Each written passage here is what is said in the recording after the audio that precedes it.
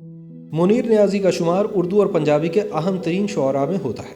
وہ 19 اپریل سن 1926 کو غیر منقسم ہندوستان کے ضلع ہوشیارپور پنجاب میں پیدا ہوئے۔ تقسیم کے بعد وہ پاکستان آ گئے اور مختلف اخبارات، ریڈیو اور بعد میں ٹیلی ویژن سے وابستہ رہے۔ انہیں بہت جدوجہد بھری زندگی گزارنا پڑی۔ وہ بیک وقت ایک شاعر، ادیب اور صحافی تھے۔ وہ اردو اور پنجابی دونوں زبانوں میں شاعری کرتے تھے۔ اردو میں ان کے نصف درجن شعری مجموعے شائع ہوئے، جن میں تیز ہوا اور تنہا پھول، جنگل میں دھنک، دشمنوں کے درمیان شام، سفید دن کی ہوا، سیاہ شب کا سمندر، ماہ منیر، 6 رنگین دروازے اور 7 سیار شامل ہیں۔ اس کے علاوہ قلیات منیر کی بھی اشاعت ہوئی، جس میں ان کا مکمل کلام شامل ہے۔ پنجابی میں بھی ان کے 3 شعری مجموعے شامل ہوئے۔ منیر نیازی کا انتقال 26 دسمبر سن 2006 کو لاہور میں ہوا۔ دراصل منیر کی شاعری اور شخصیت میں کوئی فرق نہیں تھا، کیونکہ ان کی شاعری جمالیاتی اظہار سے عبارت تھی۔ حقیقت یہ ہے کہ قدرت نے ان کو صرف شاعری کے لیے ہی پیدا کیا تھا، اس لیے وہ بے تقام لکھتے رہے اور آخر وقت تک انہوں نے شاعری کی۔ منیر نیازی کا سیاسی اور سماجی شعور انہیں احتجاجی شاعری کرنے کے لیے اکساتا تھا، کیونکہ منیر نے خود کو کبھی بھی حکومت وقت کے ساتھ وابستہ نہیں کیا۔ وہ ہمیشہ حزب مخالف کا رول ادا کرتے رہے، اسی لیے غزل میں بھی ان کا لب و لہجہ بلند آہنگ ہوتا تھا۔ اس حوالے سے ان کا مشہور شعر ہے: اس شہر سنگ دل کو جلا دینا چاہیے، پھر اس کی خاک کو بھی اڑا دینا چاہیے۔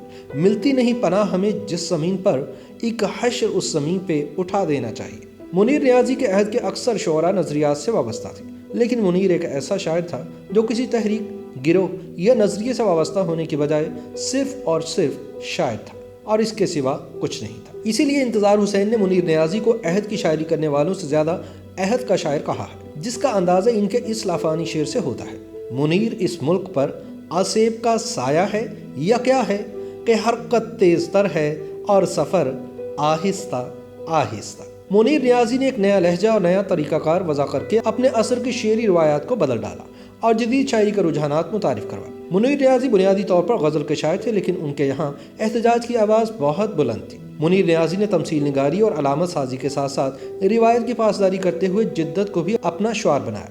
ان کی شاعری لطیف جذبات، عمدہ تراکیب اور ہندی دیومالا سے سجی ایسی مالا ہے جس کا ہر موتی قاری پر نئے افق روشن کرتا ہے۔ لفظوں کی تہ میں چھپے معنی یکے بعد دیگرے بالائی سطح پر ابھرتے ہوئے اپنے قارئین کو خوشگوار حیرت میں مبتلا کرتے چلے جاتے۔ منیر نیازی کے لب و لہجے میں کڑواہٹ ضرور ہے، لیکن وہ سب کچھ شعری پیرائی میں بیان کر دیتے ہیں۔ مثال کے طور پر: ہمیشہ دیر کر دیتا ہوں میں، ضروری بات کہنی ہو، کوئی وعدہ نبھانا ہو، کسی سے دور رہنا ہو، کسی کے پاس جانا ہو، کسی کو موت سے پہلے کسی غم سے بچانا ہو، حقیقت اور تھی کچھ، اس کو جا کر یہ بتانا ہو، ہمیشہ دیر کر دیتا ہوں میں۔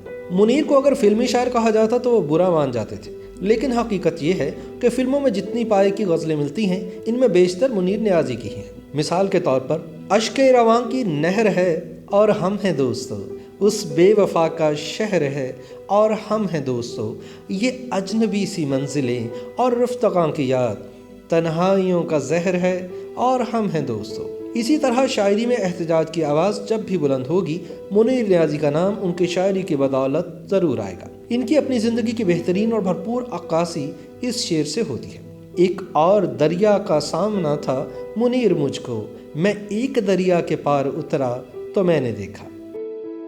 YouTube پر گوگلی نیوز دیکھنے کے لیے youtube.com کی سرچ بار میں googly news T V type کریں۔ گوگلی نیوز کے پیج پر سرخ رنگ کے سبسکرپشن والے بٹن پر کلک کرنا نہ بھولیے۔ YouTube پیج پر اپلوڈ ہونے والی ویڈیوز سے باخبر رہنے کے لیے بیل آئیکن پر کلک کیجیے۔ آپ کو ہر نئی ویڈیو کے بارے میں نوٹیفیکیشن موصول ہو جائے گا۔